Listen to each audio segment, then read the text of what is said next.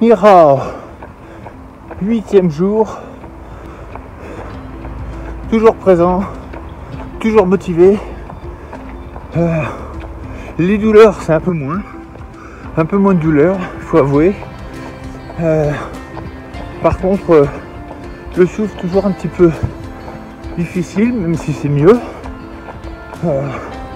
Je reste sur le même parcours et je cherche pas encore une fois à augmenter la vitesse. Le but c'est de tenir, de trouver une certaine facilité dans ce que je fais, et puis ensuite on va, je pense, augmenter la distance ou la vitesse, je ne sais pas, mais un des deux, pas les deux. Allez, à plus. Aujourd'hui, on va continuer un petit peu sur les respirations différentes.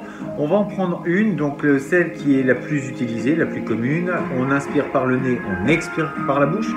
On va simplement utiliser le premier mouvement pour aujourd'hui et on va travailler un petit peu sur la base du coup de poing. Donc on le fera plus ou moins vite, plus ou moins fort, et c'est à vous de l'adapter à votre tempérament, à votre morphologie et puis à ce que vous êtes capable de faire également. Avant toute chose, on va refaire le mouvement qu'on avait fait dans les vidéos précédentes, simplement le premier mouvement avec la respiration. Donc je rappelle, le premier mouvement, on était ici, on poussait vers l'avant et ramener. Expirez, inspirez, gonflez le ventre, expirez, dégonflez.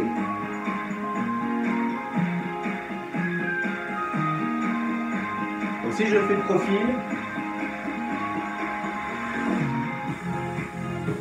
inspirez,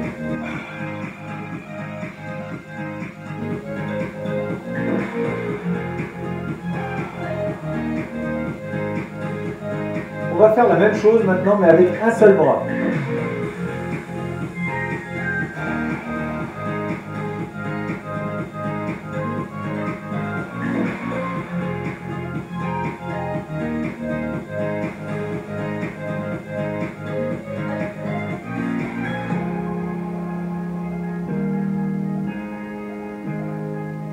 Même chose ici, donc expirez, inspirez.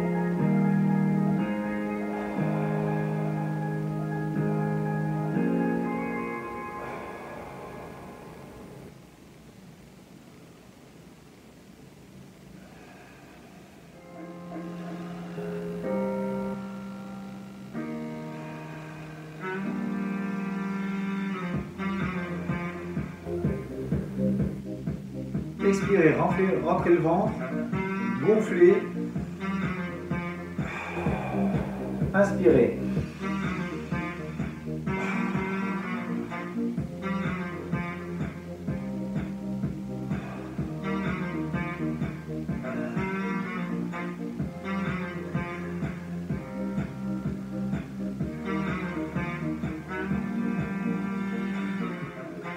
Maintenant, on va mettre un petit peu plus d'énergie là-dedans. Donc, simplement, on va mettre les mains à la garde, un petit peu comme les formes de coup de poing ici. On va simplement laisser la main ouverte, main à la garde, ici, main à la hanche. Poussez.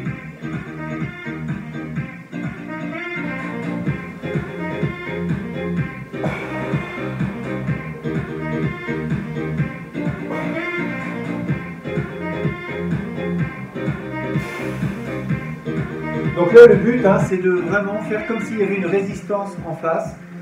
Donc, je gonfle, j'inspire.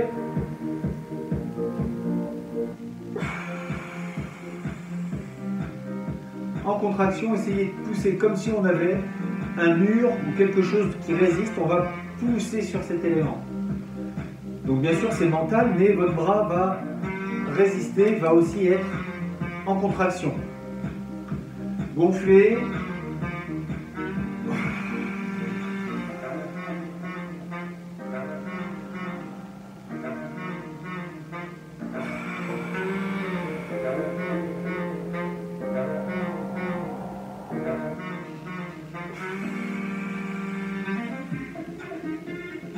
De l'autre côté, donc expirez, inspirez.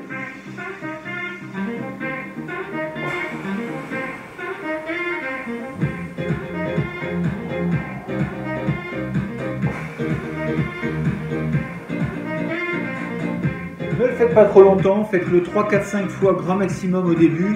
Vous allez voir que c'est pas forcément agréable quand on n'a pas l'habitude. C'est de vraiment travailler avec une sensation de pousser quelque chose, comme si vous aviez un mur en face, une résistance et que vous le poussiez. On va faire la même chose avec les deux mains. Donc, on part d'ici, expirez, rentrez le ventre. Relâchez, gonflez. Contractez, poussez. Relâchez.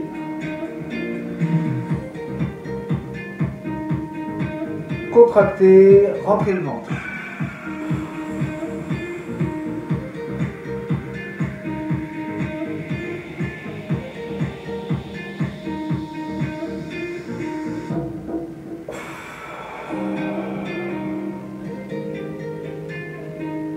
Et relâchez.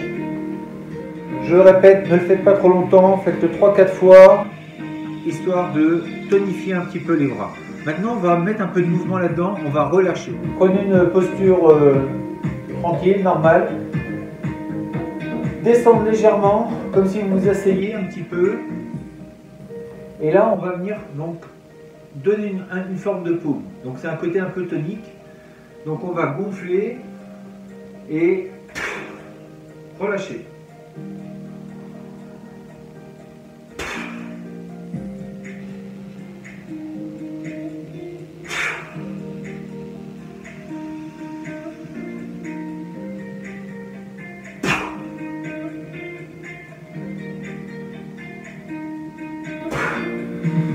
Important, quand vous allez relâcher avec de la force, ne tendez pas le bras complètement, retenez le bras.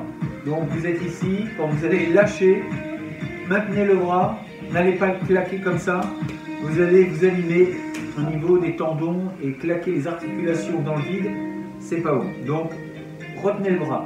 1, armé, gonflez, gonflez le ventre. Et au niveau, quand vous allez lâcher, rentrez.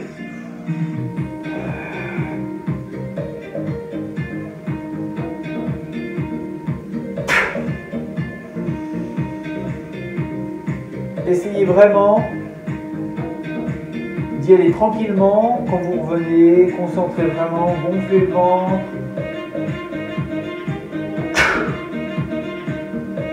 Au moment de l'impact, descendez. Même chose de l'autre côté, ici. Gonflez.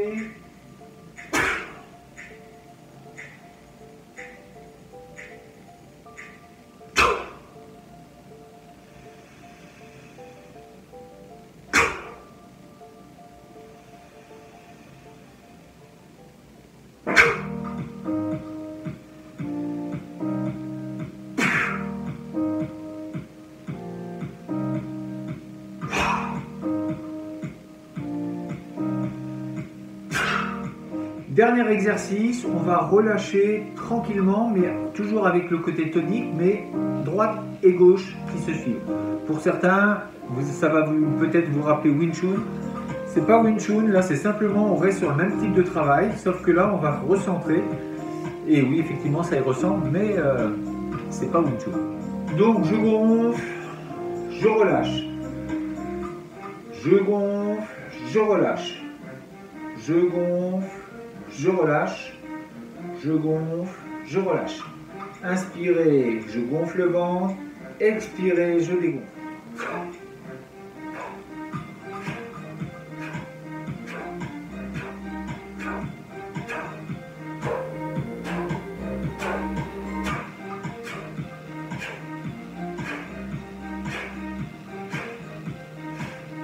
Donc ce sont aussi des exercices qui permettent de régler, pour ceux qui font des arts martiaux également, de régler un petit peu justement cette coordination entre le ventre et les mains. Bien que dans le combat, ça n'intervient plus à ce moment-là, puisqu'on a autre chose à penser, mais en tout cas, avoir au niveau de l'impact, au niveau de sa stabilité, au niveau de la respiration, si le tout est combiné, alors au niveau de l'impact, ça sera beaucoup plus puissant également. Alors l'intérêt de ces exercices, c'est quand même, avant tout, c'est de unifier le souffle avec le geste. c'est de faire coïncider le moment où on va inspirer et le moment où on va expirer avec l'avancée ou le retrait du mouvement. On aurait ensuite la position, donc au niveau de la stabilité des jambes. Mais ça, c'est une autre histoire. Donc, petit retour au calme, une fois que vous avez fait cette petite série, pour relâcher les bras, on va repartir sur des formes doubles où on va laisser faire le mouvement, donc on va adapter le mouvement à la respiration.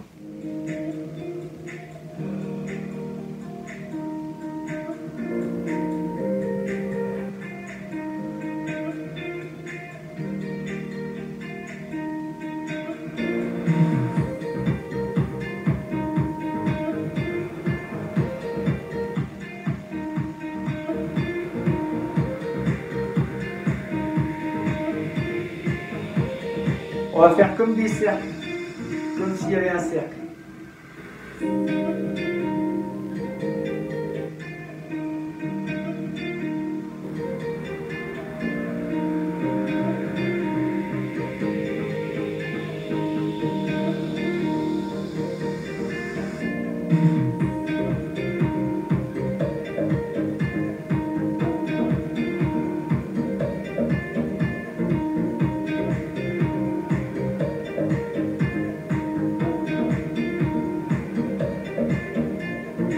Sur ce dernier exercice, pas de contraction, laissez faire le souffle, laissez faire le mouvement. C'est un retour au calme, tranquille.